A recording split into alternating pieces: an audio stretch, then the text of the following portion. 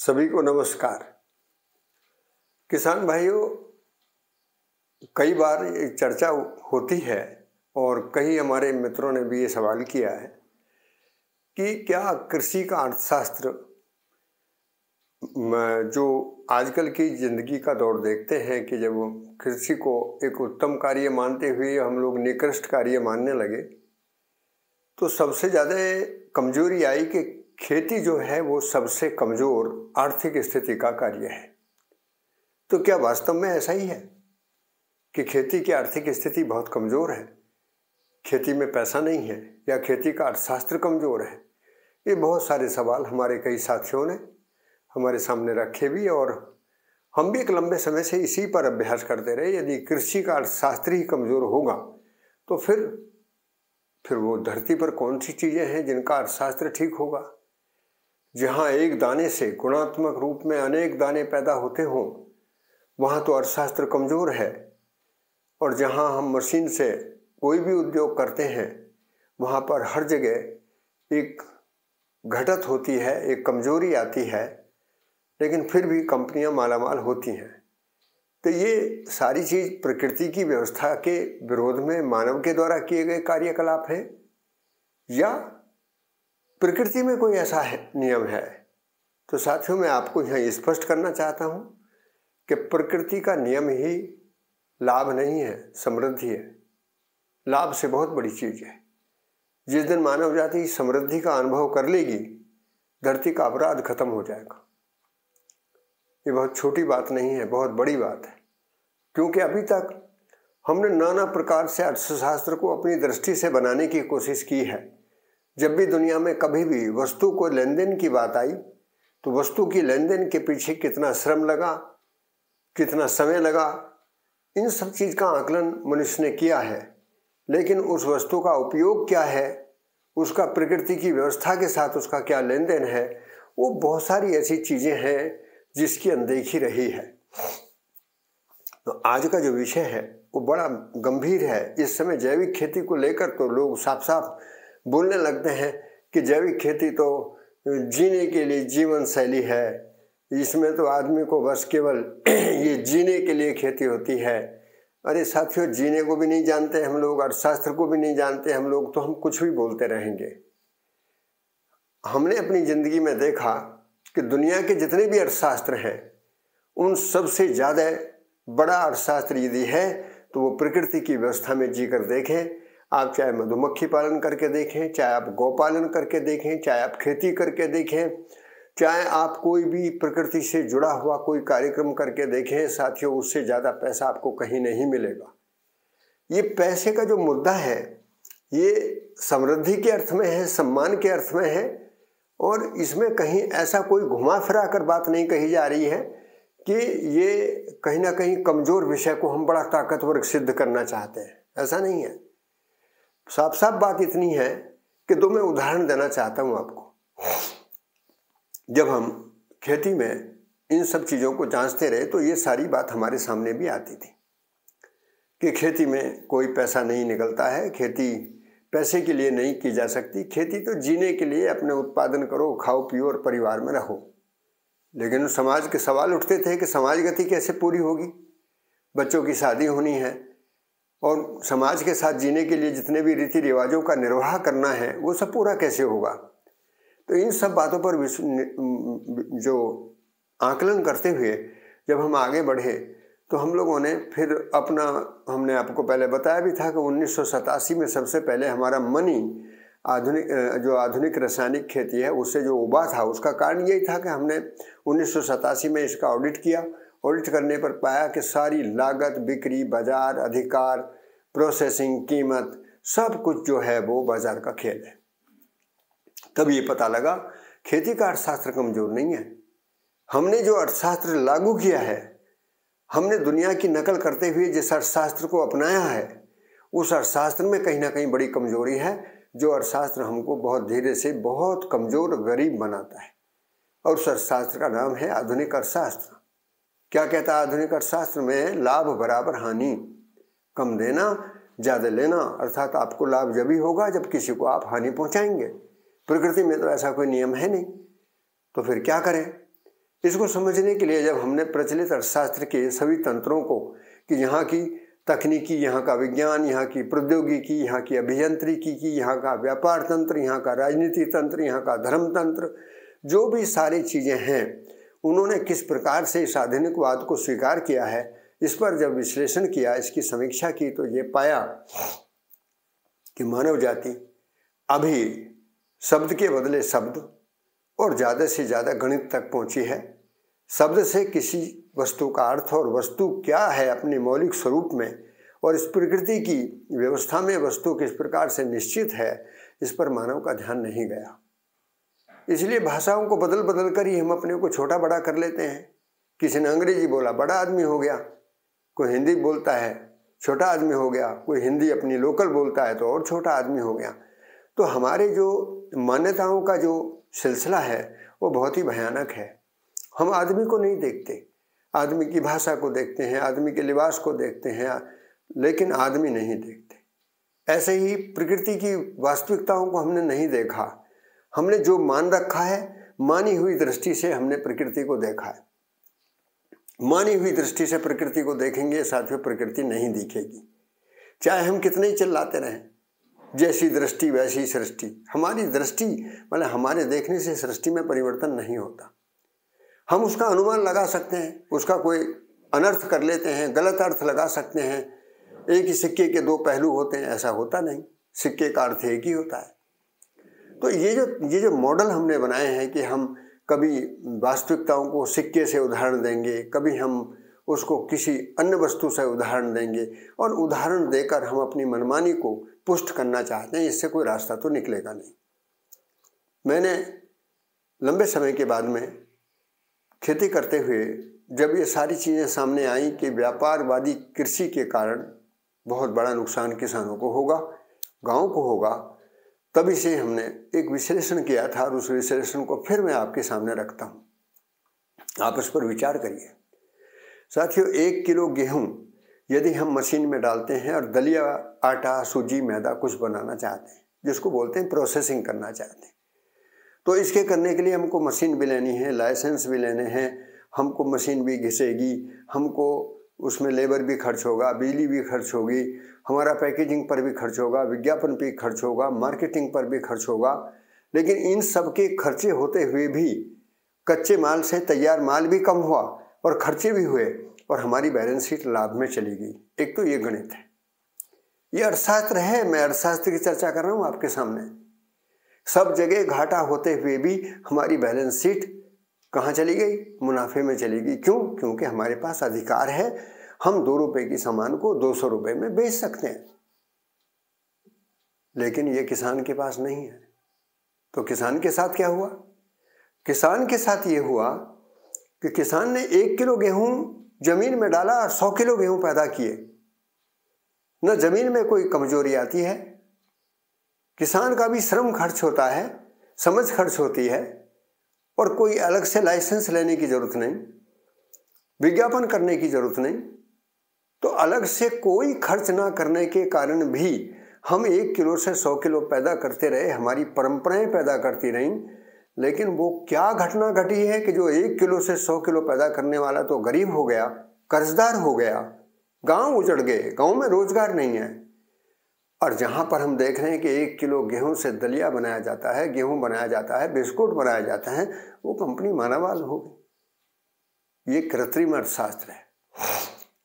ये अर्थशास्त्र साथियों प्रकृति का नहीं है। इसलिए सभी किसान भाइयों से निवेदन है कि वो कृषि के अर्थशास्त्र को कमजोर ना बताएं। खेती पैसा कमाने के लिए नहीं है।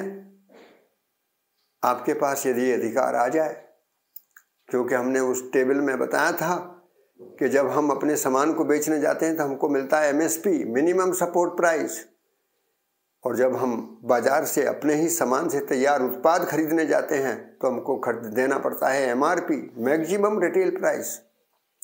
इन दोनों के बीच में जो गैप है उसको दूर करने का माध्यम ये नहीं कि हम सरकार के साथ आंदोलन करें और सरकार से कहें कि हमको MSP दो। हमें MSP नहीं चाहिए, हमको चाहिए वो कानून अधिकार जहां पर हमारी कीमत कम से कम, हमारे उत्पाद की कीमत सम्मानजनक हो, जिससे हमारे गांव की, हमारे किसान की अर्थव्यवस्था सुनिश्चित हो। और इस पर केवल सरकार को विचार करने की जरूरत नहीं है, पूरे समाज तंत्र को, पूरे व्यापार तंत्र को, पूरे मनुष्यों को, पूरे नीतिकारों को और कृषि जगत से जुड़ी हुई सभी हस्तियों को इस पर विचार करने की जरूरत है कि किसान की आर्थिक कमजोरी से राष्ट्र आर्थिक रूप से कमजोर होता है। और यशस्वी प्रधानमंत्री जी का यही मंतव्य है, चाहे वो आत्मनिर्भर भारत का संकेत करें, चाहे वो किसानों के सशक्तिकरण की बात करें, चाहे वो किसानों की आय दोगुनी करने की बात करें, कानून बदलने की बात करें। साथियों, सरकार की कोई मंशा ऐसी नहीं होती कि वो चलते फिरते लड़ाई मोड़ ले। हमें तो इस पर विचार करना था कि किस प्रकार से खेती में कहाँ कहाँ किसानों के अधिकारों का हनन है, कहाँ कहाँ किसान विवश हैं, कहाँ किसान मजबूर हैं।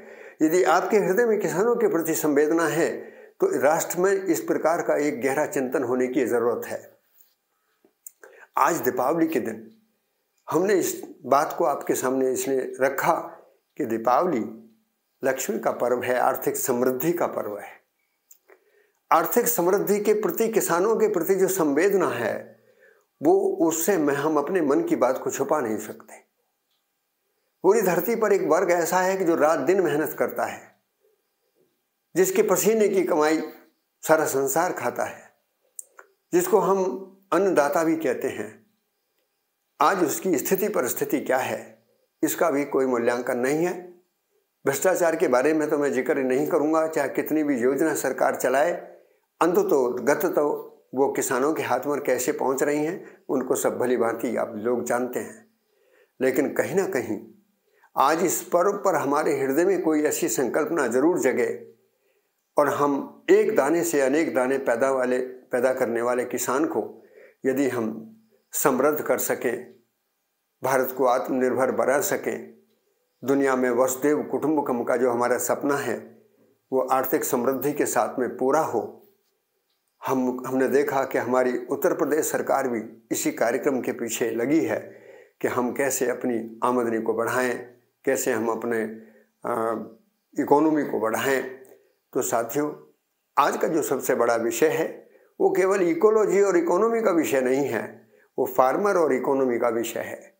किसान की आमदनी नहीं बढ़ेगी तो चाहे हम कितने ही नाम बदल लें, हम खेती के कितने ही नाम बदल लें, अपार तरीके से नाम बदल लें, कोई रास्ता नहीं निकलेगा। हमको विचार करना होगा कि लघु और सीमांत किसानों के साथ में हम कैसे काम करेंगे, बड़े किसानों के साथ हम कैसे काम करेंगे, शिक्षित युवा वर्ग जो खेती की तरफ आना चाहता है हम उनको किस प्रकार का प्रोत्साहन देंगे, महिलाओं के उभारने की जो बात है, महिलाओं की खेती में भागीदारी की जो बात है, हम उनको उनके साथ मिलकर कैसे काम करेंगे। इसलिए आज ज़रूरत है कि राष्ट्रीय चेतना प्रखर रूप से समन्वयता के साथ, समग्रता के साथ कहीं ना कहीं आगे बढ़े। इसके लिए मेरा सुंदर निवेदन है आपके सामने कि हम जब भी समन्वयता की बात, समग्रता की बात और स्थिरता की बात, तीन शब्द बड़े, इंटीग्रेशन कैसे होगा, टोटल इंटीग्रेशन कैसे होगा, टोटलिटी में काम कैसे करेंगे और एक रूपता में काम कैसे करेंगे, सस्टेनेबिलिटी के साथ काम कैसे करेंगे, इन सब का एक ही उत्तर है कि हमारी कल्पनाशीलता में वस्तु निश्चित हो जाए। क्यों? क्योंकि प्रकृति की हर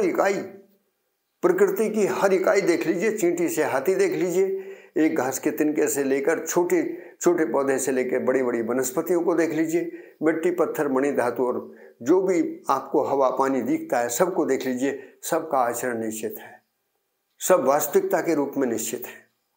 ये जो वास्तविकता है ये हमको कहीं ना कहीं संकेत देती है कि हे मानव जाति, वर्तमान में कम से कम वास्तविकताओं का अध्ययन करें।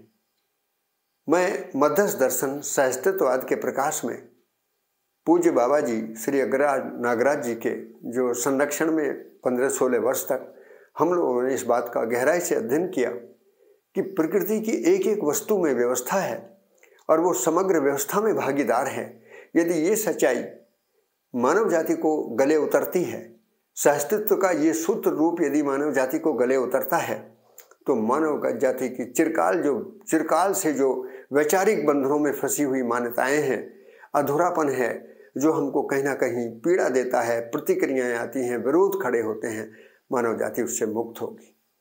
आज मेरा मन था साथियों हम ना अलग से किसी दर्शन की बात कर रहे हैं, हम तो उस दर्शन की बात करते हैं जिसमें प्रकृति का मूल स्वरूप जैसा है वैसा दिखता है। दृष्टा होने के नाते मनुष्य को अपने ऊपर ज्ञान का भरोसा हो, दृश्य के रूप में वो संपूर्ण प्रकृति की व्यवस्था को निश्चित रूप में देख सके, और यही एक दृश्य है जो व्यापक सत्ता में संपर्क प्रकृति, जिसको हम पदार्थ बोलते हैं, वो बना रहता है। और बने रहने से ही, क्योंकि व्यापक ऊर्जा है और ऊर्जा में होने से पदार्थ ऊर्जित भी होता है, क्रियाशील भी होता है और नियंत्रित भी रहता है। इसलिए यहाँ पर अलग से ही दृष्टापद का भ्रम, दृश्य का भ्रम और दृष्टि का भी भ्रम और फिर दर्शन की चर्चा, ये साथियों कोई बड़ी बात नहीं है। यही हाल हमने संस्कृति का बनाया है। हमने संस्कृति शब्द का भी, कभी हम पीछे चले जाते हैं, कभी हम आगे के बारे में सोचते हैं। हम वर्तमान में वास्तविकताओं को अपनी कल्पनाशीलता में लेकर नहीं आते।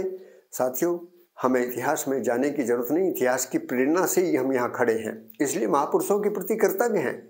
उस कृतज्ञता में ये जिम्मेदारी हमारे अंदर आने की जरूरत है कि आज इस वर्तमान में हम महापुरुषों की गाथा गाते रहें या महापुरुषों के द्वारा बताई हुई बात को हम पूरा कर सकें। यदि पूरा करने की तरफ हम बढ़ते हैं तो हमारे अंदर कहीं ना कहीं एक जिम्मेदारी का भाव आता है।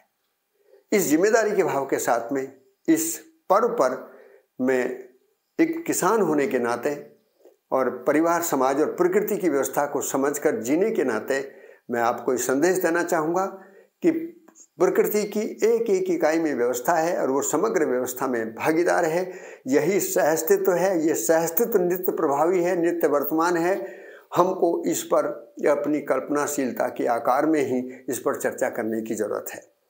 और ये बात मैंने आज सवेरे आपसे ये कहा, और मैं पुनः एक निवेदन करूँगा कि जो किसान भाई अपनी वीडियो डालते हैं, जो बहुत सारे अच्छे प्रयोगकार लोग हैं जो अपना वीडियो डालते हैं और जो भी खेती के बारे में अच्छी चर्चा करते हैं, मैं हृदय से उनका सम्मान करता हूं और उनको हमेशा इस बात के लिए याद करता हूं कि कहीं ना कहीं इस समय उलझी हुई पहेली के रूप में कृषि जगत की बातों को उभारने के लिए, किसानों के भले के लिए वो सब मिलकर काम कर रहे हैं। बस सबसे निवेदन यही है कि हम वास्तविकताओं को शब्दों के जाल में फंसाकर इधर से उधर ना करें, क्योंकि समझकर जीना अलग क्रिया है और मानकर जीना अलग क्रिया है। मानकर जीने में हम शब्दों का खेल खेलते हैं, समझकर जीने में हमारे सामने वस्तु रहती है और वस्तु हमेशा निश्चित है, स्थिर है और वो समन्वयता के साथ में प्रकृति की व्यवस्था का हिस्सा है।